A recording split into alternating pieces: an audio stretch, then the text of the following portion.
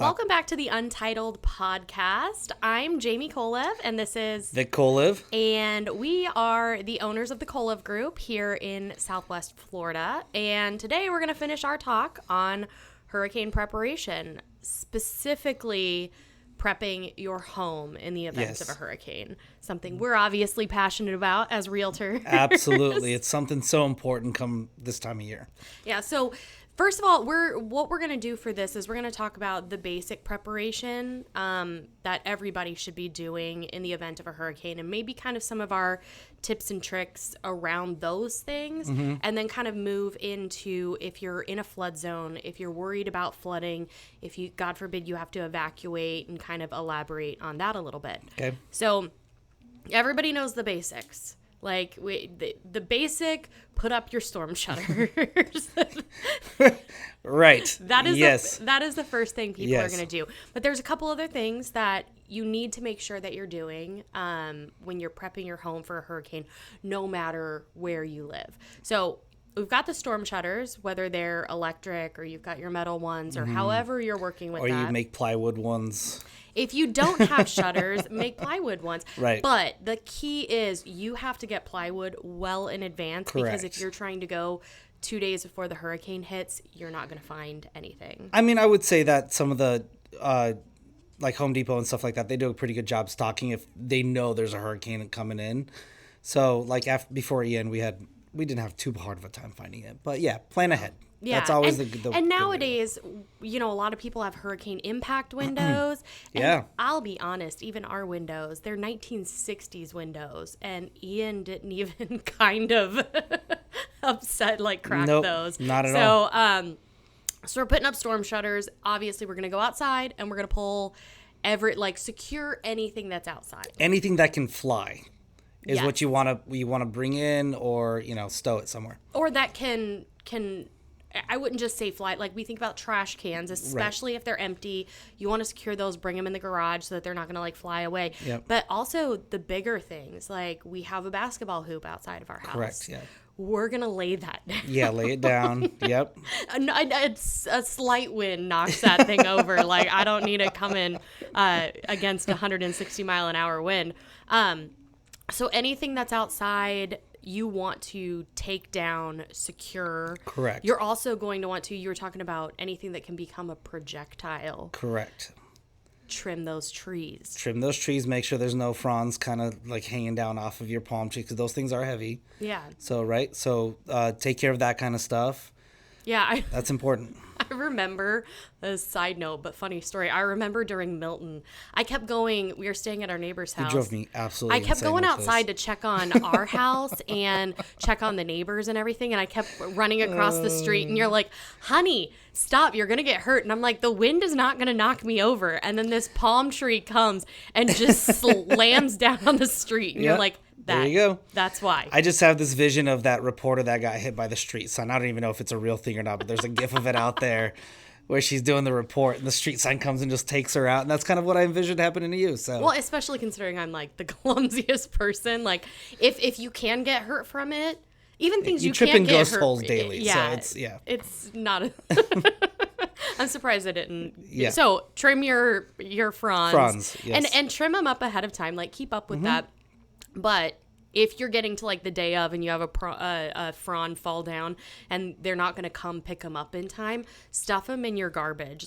Do not just lay them out on the street, because again, the wind's going to pick those up and take them and cause damage to maybe not your house, but somebody else's, somebody's car, boat, things like that. Think about that. Palm trees are designed by God to handle storm winds like that, right? So they can take on quite a bit of headwind, but if you don't manage them, they're gonna get heavy. That's when they come out. That's when they fall. So just manage them throughout the year. So let's move to we're talking about securing things outside, patio furniture. Yeah. Everybody, I have my own personal ideas of this. So the thought is secure your patio furniture. There's a couple different ways that people like to do that. They'll move it in under their patio and bring down their storm shutters. That's probably the best option. If you have storm shutters, go on your Lanai, definitely do that. Yeah, bring it behind that. The other two that I hear often are put them in the garage and throw them in the pool. Yep. I don't like either of those. Well, the pool one I would say is a good option if you're high and dry and if you don't have a vinyl liner. Yeah, well, okay, the vinyl Right. liner aside, I'm more worried about, like, I think of how much rust the seawater that flooded caused in our on our patio furniture Yeah. afterwards. So if you're throwing it in, chlorine is obviously going to. Well, and there's salt pools and all that kind. So yeah, I mean, so it's not my favorite. I mean, if it's a last resort, I get the thought behind it, but it's Yeah. not something that I'm like hugely a proponent Yeah. of. But you see it all over TikTok. Every time somebody is prepping for a storm, they're all throwing their Yeah. pool furniture in. The other one is the garage. Yes. And we learned the hard way, don't put stuff in the garage at all. Like, I mean, outside of your trash can or something, we don't put anything in our garage anymore because our garage flooded during Ian, of course, like, with the rest of our house. But all of our patio furniture, everything we were like, in put it there. in the garage. Yeah. And we ended up losing everything because it was so badly damaged in there. And in Helene, it wasn't Milton, but Helene, our garage flooded again. Yeah. And all the boxes and stuff that were on the floor, we lost. Got wet, And so yep. my thought is, do not put anything in the garage. The easiest thing with that kind of stuff, in my opinion, is just push them up against the walls of your lanai. I mean, you know, your cushions and things of that nature. Bring those inside, but the chairs, stack them, push them up against the walls. They're more than likely not going to move. Yeah. Especially if they're like, Yeah. the wind's just going to push them to Into the the house, house, yeah. like to the house and Yeah. everything like that. So take it with a grain of salt, what I say in my opinions, but secure your furniture. Yep.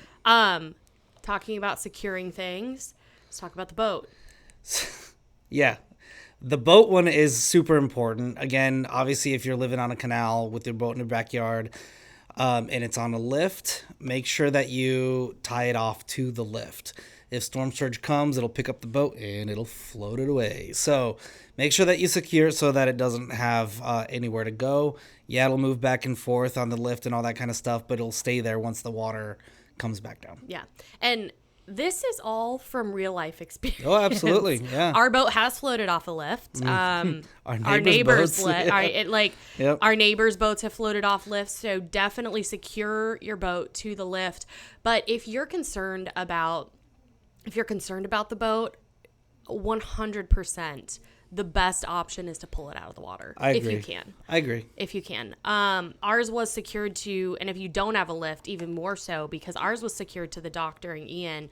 Ian ended up flipping that boat. I mean, of course, Ian was a different type Yeah, of that was storm. a catastrophic storm. So Yeah, it wasn't a so- standard hurricane, yeah. But then we pulled it out for Helene made me really nervous because we did not pull it out for Helene. We put it on our neighbor's lift, and that's when it floated away. Yeah. So Milton, I was like, we're pulling it out. It's like Yeah. the day before the storm, and here I am. Just Jamie's like, out there like the Pirates of the Caribbean out of it. You say that. He thought that. He was like, dun dun dun Yeah, dun dun dun. that was my dun. vision of her out of But the water. the water was so calm that day. It was Jeez. it was the rain. It was the rain that got me. Pull it out sooner rather than later. Don't wait Yeah. to the very end, because then you're going to be ducked behind Yeah. the windshield trying to drive the boat out of like a little slit in your eyes. So the water was calm. It was the rain that once I started going full speed that got to me. The other thing when we're talking about boats and lifts is remove your cover on your lift as well. Those Yes. things act like sails. They'll pull the entire structure down. So yeah, pull those off, store it away. And Companies, they're not cheap. They're not cheap, and I don't know the cost of it necessarily off the top of my head, but I know companies will come out and take them off for you and put them back on after the storm is gone. So be smart. Just Call plan somebody. ahead. Yep. Plan ahead. Do not put your cover on your boat. Leave it open. Yep, that's another thing. Speaking of acting as a sail, this is one that I never would have thought about. It never crossed my mind, and I will say I never see it ever in any of the storm prep guides or anything like that. Nobody talks about it, and that's I would call this a Vic and Jamie pro tip. Yes, Probably Vic one and- of my top 5. prep your lanai. Yeah, yep. And so here's the thing. Your lanai, your screens, you're thinking like, they're fine. Air can go through it. The issue is when that wind gets in, it'll those screens will act like a sail, and it'll pick up your pick lanai. up your lanai, and that's how you're going to lose your lanai. And we're talking, I know our neighbors had to get one replaced, and it was like $40,000 because insurance typically only covers about 10,000 on those. So we got to give credit where credit is due. This came from our old neighbor who we lived next to during Ian. Right before the storm, he was like, slash your lanai screens. And it is a really, really, really difficult decision to make as a game time decision. Because it's $250 a screen. Yeah. On the other side of it, though, I mean, we did do it in Ian, and it 100% saved our lanai. We were one of the only ones that had our lanai stay put. Everybody on the street had lanais collapsed, and ours, we were missing a couple of screens. The only damage we had to ours was because our neighbor's roof hit our lanai and bent it. So I have seen people slash their screens, and I've seen them slash every screen. I don't think that you necessarily need to do that. No, I think we slashed like 4. Cut some on one side, cut some on the other side. Basically what you're doing is you're creating a channel for the air to flow through, as opposed to hitting that as a brick wall and taking it off. But let's actually move to the Vic and Jamie pro tip, because I'm going to give myself credit for this one because this was my idea. You did the heavy lifting on this. But typical. My thought during Milton, I can't remember if we did it for Helene, but I know we did it for Milton, is I'm like, let's not slash the screens because that's instantly a $250 cost every time I slash a screen. Let's take off the doors. So we have 2 doors on opposite sides of our lanai, and this is the only way that it would work is if you have 2 lanai doors.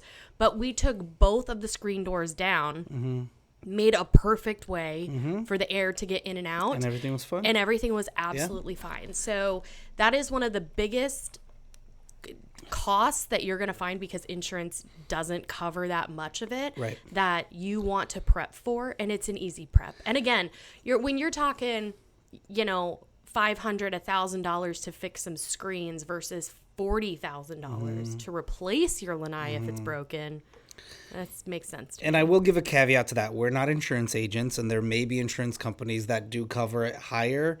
From everybody that we talked to after Ian, a lot of them were covered at $10,000 or $12,000 max. Yeah. I think you can get riders and things of that nature to increase that. But again, we're not agents, so talk to your insurance agent for that. Yep. And then the last thing I will say about basic hurricane preparation, and I think this goes without saying, but it's something that's easily missed because it's such a small thing, is just check your house and your windows, your doors, everything for cracks, for gaps, for make sure that everything is clean. Sealed. Or sorry, not cleaned, sealed. And when I meant cleaned, I was thinking about gutters. My mind was already ahead. Clean out your gutters so that it can at least try to drain and things like that. Yeah. Routine maintenance that you should be doing on your house anyway, but extremely important. Yeah, like sealing around your sliders, your windows, things of that nature. If they are older windows, like how we have the Jalouise windows or whatever, you can get the tape, the weatherproof tape to put on them and make sure water doesn't come in that way. Yeah, if you have older windows, even if you don't have storm shutters, do the best that you can to protect them. Buy it early, though, because that stuff sells out quick. Immediately. Amazon's the place to go. Immediately. Stock up on it. Just grab whatever you can. What is it? It's the Flex Seal? Yeah, the Flex Seal is basically flashing tape. Okay. But it's weatherproof and all that fun stuff. So, but yeah, there's a Weather Seal. 3M makes one. So yeah, there's a bunch of different ones. Glue makes one as well. Well, and the other thing that I wanted to talk about as well is seawalls, and just to make sure that you walk your seawall and double check behind the seawall, like on your grass side, and make sure there's no holes that have been dug up by animals such as iguanas and things of that nature, and just fill it up with sand. Yeah. Well, that moves us into if your house, if you're concerned, if you're in a flood zone, if you're worried about flooding, you have an older house and you're worried about flooding, these are kind of some of the things we're going to move into that next. And that's one of them. Yep. If you live on the water, and that's for anybody, newer house, older house, anything like that. Everybody, when you first come down here, everybody's like, "Ooh, the iguanas, they're so cool." I hate them. They're the worst thing They're ever. a nuisance. There's a nest literally in our neighbor's yard, and what they do is they dig in next to your seawall underground, but the problem is then they leave massive gaps. Now, if you have flooding and that flood water comes in, it's going to build up pressure because it's going to fill those holes with water and build up pressure. And if it builds up too much pressure, It's once the water recedes, the Yes. water behind the seawall. Now, a lot of the newer seawalls have weep holes in them that allow water to escape from there, which is great. Some of the older ones might not. So the pro tip is fill it up with sand, make sure water doesn't get behind there. I think the biggest one, from what I've heard, is after Irene here in 2018. Irene. Is it Irene? Irma. Sorry, not Irene. Sorry, Irene's. Irma. We lost hundreds of seawalls here in Cape because of that exact issue, because it put water behind the seawall, and then once the storm surge receded, it collapsed the seawall. Yeah, so definitely, and I think that's just in general, that's a great maintenance tip. Maintenance tip, yeah. Because that could even happen if we have a lot of rain. It doesn't have to be flooding. Doesn't have to be flooding, correct. So, but, okay, now, if you're in a flood zone, you have an older home and you are concerned about flooding. So you live in our house. Yes. Let's talk about what are the things that we do to prepare our house if we're worried about flooding. Well, one of the things we did for the last storm is we made our own dams that went around all of the entrance points to our house. So the sliders, the front door, the garage door, etc. And they have professional dams that you can buy, but they come with a decent price tag. And we're talking 10 to 20,000. Yeah, 10 to 20,000. Our neighbor got some there. I think he paid 10. Yep. We got a quote our neighbor got a quote for about 20,000 for 20, and he has the same model as us. Yeah, and we paid about $500 in material for, very thick plywood, and then, just drill it in, caulk around it, or tape around it, seal up the cracks. And here's the thing. I won't say that it's necessarily the best tip, but it's one of the options. I think there were multiple ways that people prepared their home for that water intrusion.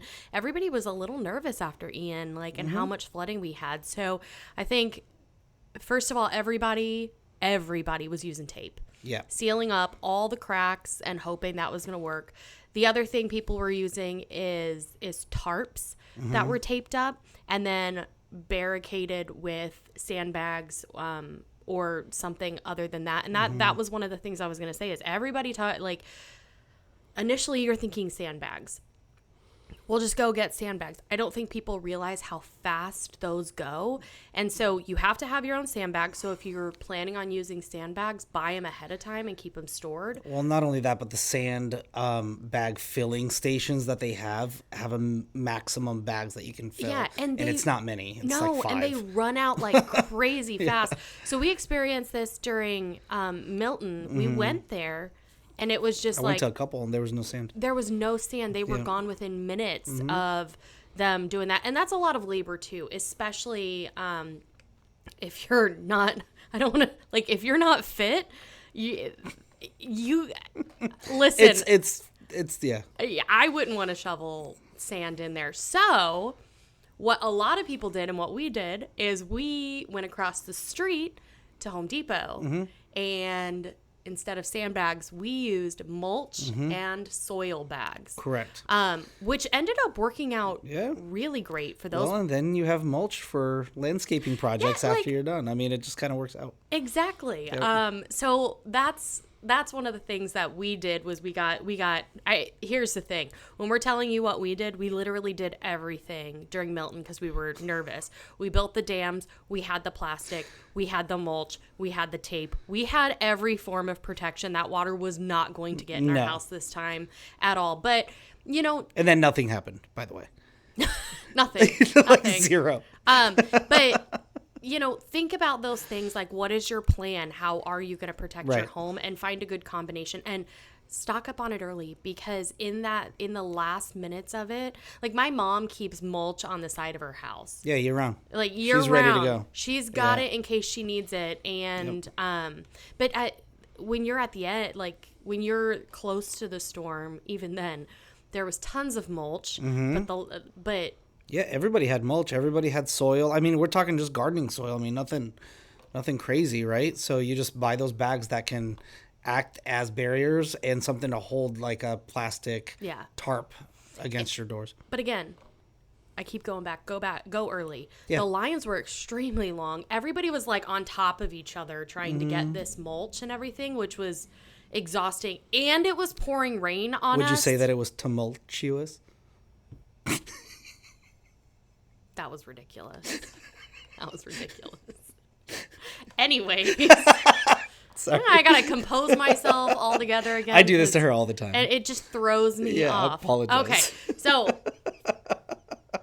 we've secured the exterior, or like the doors, the windows, things like that. Now moving inside, one of the things that, and then we'll move back outside, and you can tell me all the tips and tricks you learned and the neighbors learned, such as a pool pump. But inside, my job was to pack everything up.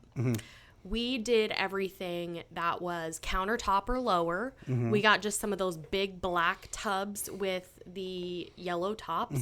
And I just put everything. Nightstands, bathrooms, kitchen, everything in, and then I sat it up on the counter. And one of the things that... Nightstands went up on the bed. Yeah, one of the things that I learned from... Again, we were coming off of Ian, and we didn't know what was going to happen, and we're prepping as if it's going to be an Ian again. Yeah, we were prepping for the worst. Yeah, and I feel like that's what you have to do in a hurricane, is prep for the worst, pray for the best. Yep. So what I did is I went through the house, and I'm like, what am I okay losing in terms of furniture? The kids' beds, those were easily replaceable. I had already checked on Ashley Furniture. They were available. Our bed was available on City Furniture. So I was like, we're good. We're good. We can, my dining room table and my TV stand, they match and they are discontinued. So I was like, I'm not going to lose those at all. So what's your Jamie pro tip for tables? Well, hold on. I'll get there. And our mattress. I was not going to sleep on an inflatable bed ever again in my life. We did it for 8 months. Yeah. I didn't want to do it again. Yeah. So our mattress went on top the table with the chairs on top of that, and then we loaded up every surface, like in the kitchen, with boxes. And then any furniture that was smaller, the nightstands, the TV stand that I didn't want to lose, that all went up on top of other furniture. As high as we could get it. On top of other furniture that I could replace, or I was okay losing. So it was very methodical throughout all of that. And had it flooded, like I felt confident that we would have been able to save what I wanted to save. But when it came to tables, I saw this really great idea, and I don't know who it was, but it was on TikTok or Instagram or something. And this was back prior to Ian that I saw this. And what they did is they bought Home Depot buckets and put the Home Depot buckets under the legs of the chair. So the legs in the Home Depot buckets. Well, yeah. So I've seen other people do other things. They flip the Home Depot buckets upside down and then put furniture on top of that. I think even our neighbors did that with their couch and stuff like that. So that's one option for any furniture, but specifically for the legs of the table, I wanted to pile everything as much as I could on the table, particularly our mattress. So I had to make it more sturdy and not collapse into the buckets. I put the buckets down the normal way, put the legs inside of them. That way it was very sturdy, and it would be saved unless water got up above it, which at that point. At that point, we have bigger problems. We rolled up the rugs. We rolled up all the rugs. And that was because getting those rugs out of the house When after they're Ian waterlogged, was it's awful. It was awful. So we rolled them all up, set them up higher just so that if it flooded, it was easier. So our house was very, very well prepped. And of course, we had our go box. Yes. If you don't know what the go box is, go and listen to the last episode because we talk very thoroughly The go about box is the go box is key. the number one thing Yeah. you got to have. Yep. But then we and it's funny because all of these tips we can't just say they're our own because it's been a few years of all a of collective, us all of us yeah. on the block learning Yeah. this. Like even before Milton, we had a moving party and it was all you guys going Yep. from house to house and being like, what needs to be What are we lifted, lifting? what What are we needs to putting go where? up. Yep. And like I'm like, this needs to have like, the nightstands, my Mm-hmm. TV stand, the mattress, and within like 2 minutes it was all up. It was Right. fantastic. So make friends with your neighbors, get some help. Be neighborly. But you guys had some great ideas outside as well, particularly like the pool pump. Well, the pool pump was a big one because it's literally 2 connections and some electrical. So if you're handy, pull your pool pump in. Those things are usually like $1,000-$1,500 and not covered as far as I know by insurance or anything like that. So yeah, take off the 2 fittings and just bring it into your garage, set it up high. I thought that was one of the coolest tips ever.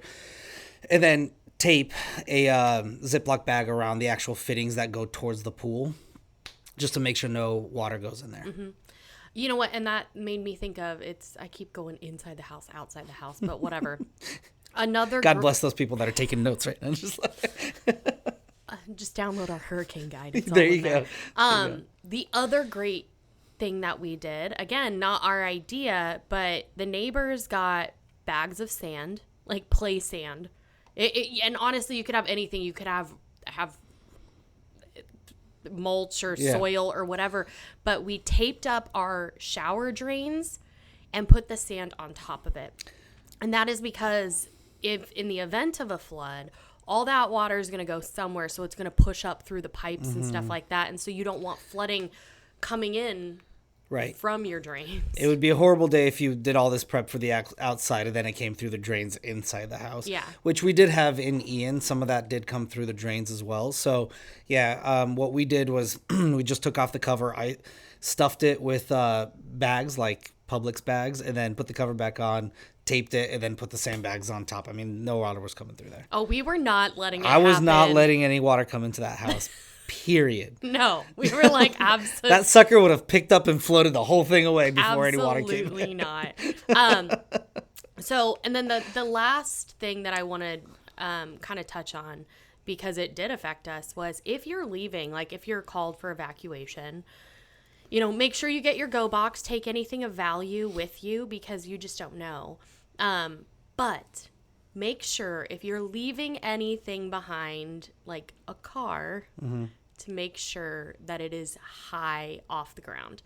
We parked your car or your truck next to the house because the thought process there was you were going to protect the master bedroom windows. That wasn't a problem at all. Your truck flooded. Flooded, yeah. So in this last storm, we went and we found whether it's a parking structure that you can find or a friend's house or even a neighbor that has, an elevated home and an elevated driveway. Find a place to park that car. Take it with you if you can, but if you can't, park it as high as you can prior to leaving. Correct. And if it stays in your garage, maybe unplug the battery. Stuff like that, just to keep, Yeah, listen, and if it's a Tesla, just take it, move it. It will not, or just any electric car. Those are not. And then I keep thinking of things like as I'm like, let's wrap this up. Electrical panel.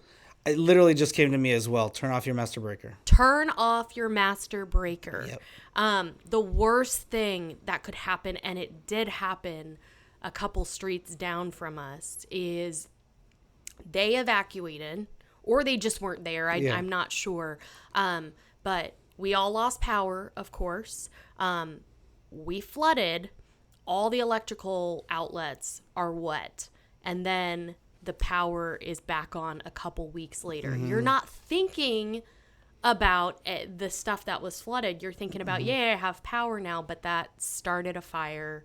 And that's the last thing you want is to get through the hurricane and then lose your house to a fire. And if you don't know what the master breaker is, when you open up your service panel, it'll be the big switch at the very top. You can look up pictures on it or YouTube videos. They exist all over the place, but it's a very good tip. And especially it protects our linemen as well while they're working and things of that nature. If you plug in a generator and you don't have that master breaker off, it can actually send a current back into the lines once they get everything connected. So just flip that master breaker off until the power is restored, and then one by one turn on everything and just kind of double check all your circuits. Yeah. Well, I feel like we've covered a lot. That was a decent amount. Yeah. Is there any other tips and tricks that you want to leave them with before we sign off? No, just be prepared. Again, preparation is key for all of this, and an hour of tour prep before a hurricane is better than coming home and realizing that you should have prepped. Yeah. So and again, I do want to reiterate, we don't talk about this stuff to scare people. No. I think a lot of this is to, as you said, preparation is key. We live in an area where this is a common thing. Yep. And so if you're new, take notes, save this video for later, download our hurricane guide so that you're fully prepared when a hurricane does come. Yeah. Perfectly said. All right.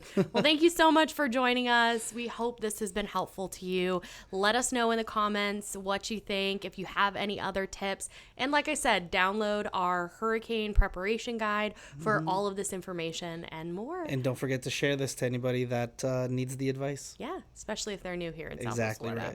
Right. But all right, cheers to hurricane season, and we'll see you guys next time. Bye, guys.